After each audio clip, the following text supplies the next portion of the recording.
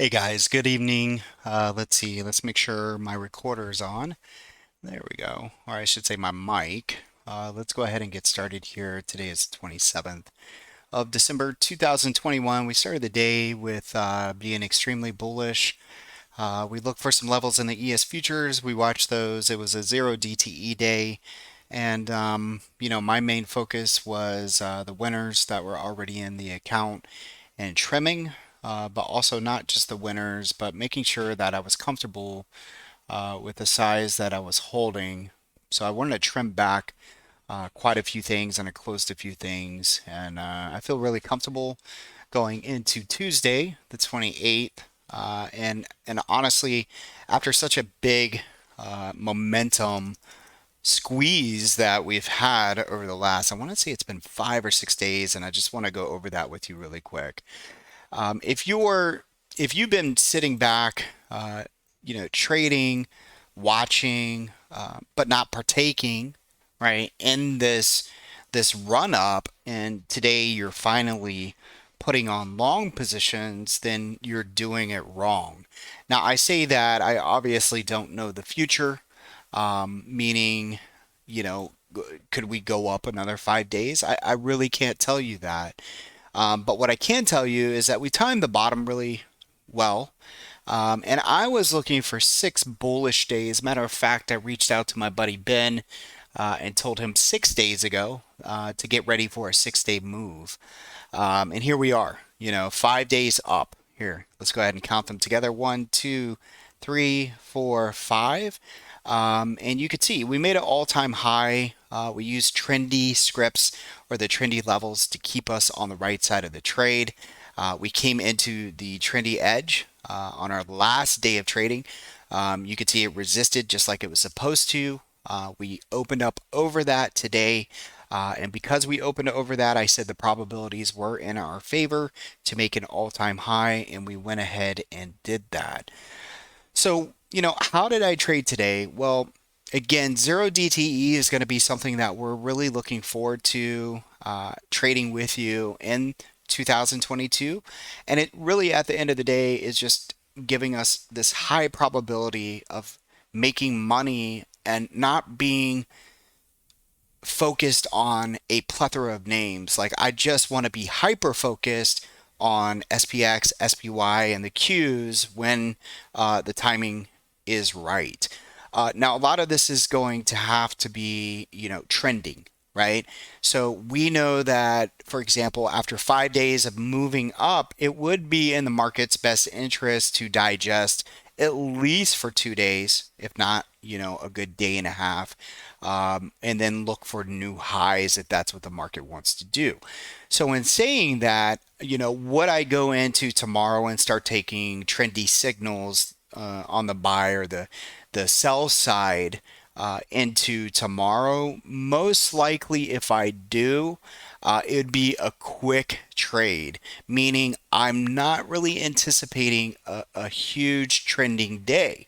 So could we gap up into resistance? And if we were to do that, then I would definitely not be looking at taking signals tomorrow. If anything, I'm thinking about selling call credit spreads, and we'll talk about that a little bit later in the session.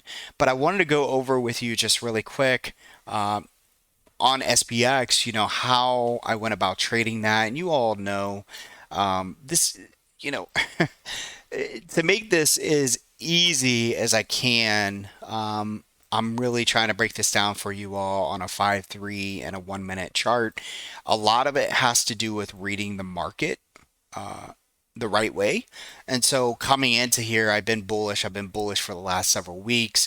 And when I'm bullish and I look at that higher probability, then I'm looking at the signals, right? To go long. So I'm waiting. I'm not looking for signals to go short because again, my banners up at the top of the screen are telling me that the overall trend is extremely bullish. And so I'm looking for buy signals. I'm not looking for short signals, just no matter what. All right. Unless these banners start to change up at the top here, I am not changing the way I feel. Okay. So again, I'm watching a 5, a 3, and a 1 for that buy. Okay. So let's go into a higher time frame here. I'm going to go ahead and place the SPX on here so we can just concentrate on one of these charts. All right. And I'm going to put this on. I know this sounds crazy, but again, we're already looking at the bigger picture. Okay. You guys know I'm into the big picture. All right. And then I break it down into small to get a nice entry. Okay. So here we are on a daily. I'm going to break this down all the way into, let's say, a 3 minute. Okay. And you're going to notice right away there are a lot of, let's go ahead and clean this up. I'm going to hide the trendy edges for right now. Just going to keep your trendy cloud with buy and sell signals on here. All right. And I just want to show you how this works going into today. So I will tell you, as soon as the market opened, we got this what I call a chaotic candle. Okay, so if you're trading ES futures with me or micro futures, then you could have been trading this before the market even opened. But notice I got a buy signal here on the open. Well, obviously, right, on this chaotic candle, but I'm not buying this open candle. Like, no way in heck am I buying this unless we can hold a certain percentage of that. And I tell you guys what that is. What I noticed right away in the beginning of the day, and we took SPX 1, 2, I want to say a total of 3. I was thinking 4 for a minute. Took it 3 different times, and all of them did very well. Not only did we make 128%, which really there's a little slippage there. I should have been out at 168, 170%. And then we also made, let me just give you the percentages on this. So again, 128%. Then earlier in the session, I made 56%. And then at the end of the day, I went ahead, I made 85%. And that 85%, I'm going to tell you straight up, is I was sitting at a restaurant enjoying lunch with family, and it's difficult to know that we were getting the spike that we were about to get, and I really should have made almost 500% from that. So I did let go of that really early, but those did very well. So congratulations if you followed. Now, what am I seeing? So on my phone, I have all of this programmed to let me know when we're getting buy and sell signals without me having to look at a chart. This morning, I bought probably right around this buy signal here. All right, so this buy signal came in roughly about 15 minutes into the session, and as soon as I got that buy signal, that's when we open up the spreads. And in case I was wrong, I was prepared to buy back the short side on a dip because my bigger picture was bullish. Okay, well, that did very well. And then later on in the session, I said, I have a target that I want this to go to. You guys know that was 47.90. We picked the 47.90 strike. That did really well. And you could see when I decided to leave later on in the day, which was probably more around this time in here, I noticed, you have to imagine, like, I'm not sitting here looking at this chart, right? But what I am noticing while I'm sitting down and enjoying, time with my family is that these are popping up on my phone. Okay, and they're letting me know, hey John, we're having trendy buy signals come in at these times. So I felt very confident in holding the position, and so that's what I did. And then we did really well. Like I said, should have been about 168% instead of 128%. But again, I was on my phone and I couldn't get out as quick as I wanted to. We got this little sell signal in here, and I remember, saying to myself, well, we bought these this morning at 70 cents. And I noticed quickly that price had pulled back right in here, right around this area, right in here at 35 cents. So I put in a limit order. Like, I did not want to buy this strike again. So I bought the 47.90s again when price dropped down into 35. So I was very patient and I waited for that strike. Okay. It wasn't something that I looked at my phone and said, oh man, these are 35 cents. It was actually after I sold these for 128%, I said to myself, where would I want to buy these again? And I said 35 cents. 50 cents off of where I originally bought them, 50%. So right here, we picked them up and everything worked out perfectly. Right towards the end of the day, we broke out again. And you can see, again, these went up to about 500% or so. And this worked out perfectly. But unfortunately, I sold it a little bit early, but I'm very happy with the end result. Now, as far as the rest of the day goes, I got out of some equity that was treating us very well. Several names you can go into the brokerage alerts there and see everything that was dropping down. Um, and I feel very comfortable of how I'm positioned, as I said, going into tomorrow. Now, one thing that is important is I started off this morning, and if you weren't there and you weren't listening, I really, really encourage you to reach out to your brokers. Okay. And if you are not trading spreads or butterflies, I need you to call your broker and see if this is even something that's eligible for you. And if it's not, find out what you need, whether you need to take tests through your brokerage. Regardless, even if you do get accepted, then you're going to need to study. You're going to need to educate yourself on those. And then I'm going to teach you how to trade those spreads around trendy levels. Now, my idea going into tomorrow, now I would like to see that 6-day up. But the idea here is, let me go ahead and take you to a whiteboard really quick, is that, the market's been very powerful, right? We're going on 5 days.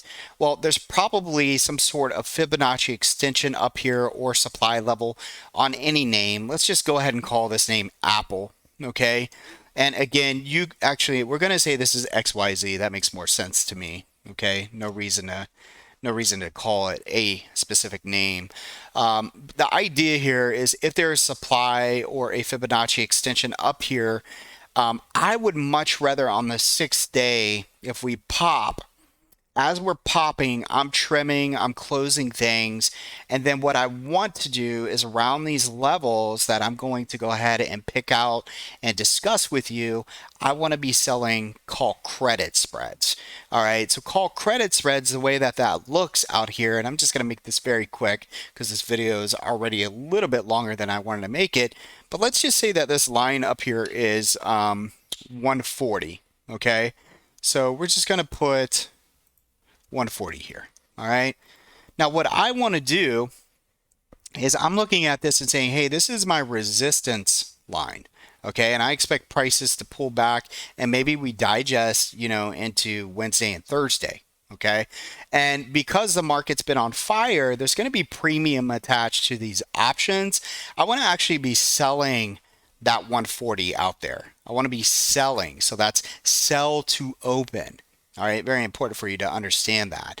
It's sell to open, not buy to open. This is part of the spread. And then on top of that, I'm going to hypothetically tell you a number now. I'm going to buy, okay? I'm going to buy the 145 to protect me, okay? So it's going to look like this, all right? And I'm just going to type this in there really quick. So what I'm doing is I'm selling the 140 and I'm buying, sorry about that. I'm selling the 140. I'm buying the 145, and what I'm saying is I don't want price, okay? I don't want price to go past that 140, okay? Again, buying here. So what I'd be looking at is a gap up, okay? Hopefully into my target, and once we start to kind of come in and start to go ask underneath that level, I'm going to start selling that 140, okay? And I'm buying, again, that 145. Now, what this is called is a call credit spread. What we want is that when we sell this level, let's just say it's at $2, all right? Let's just say I get $2 for this entire thing. What I want is for price to come down. I'm still bullish on the market. I want price to come down, or I just want price to go sideways. But the only thing I don't want is for price to go above here, okay? So price can still come up a little bit, but as long as it doesn't go over 145, as long as it goes sideways, and as long as it goes down, I can win 3 different ways. What I'm looking for is time to be on my side. I also want to take into consideration that the market's been extremely bullish for X amount of days, and anyone trying to buy on the 6th day could get hammered. right? Now, again, we could continue up on the 6 day and just be just like the last, 5 days, but the probabilities are starting to suggest that me selling call credit spreads is probably the best way to go. Now, I don't personally want to buy puts, okay, because I'm very bullish on the market into January and February. So if that's the case, again, I'm finding levels for you guys like I have on the last several sessions. And what I'm looking for is a level down here where I would want to be a buyer of such name XYZ. Okay. So again, if we start to come down here, what happens is I cover this, right? I make money here, and then I start to look for my plan to go long on X, Y, and Z. Okay, so that's the plan going into the next couple days here. Of course, at the end of the day, I took some profits and bought some Qs. So we'll see if the market wants to gap up over there on the Nasdaq in the morning. But if not, not a big deal. Again, it's a 6 day.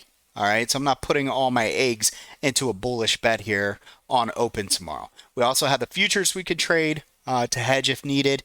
But overall, I feel very comfortable where I am positioned, how much money I have out there in options versus how much money I have in equity.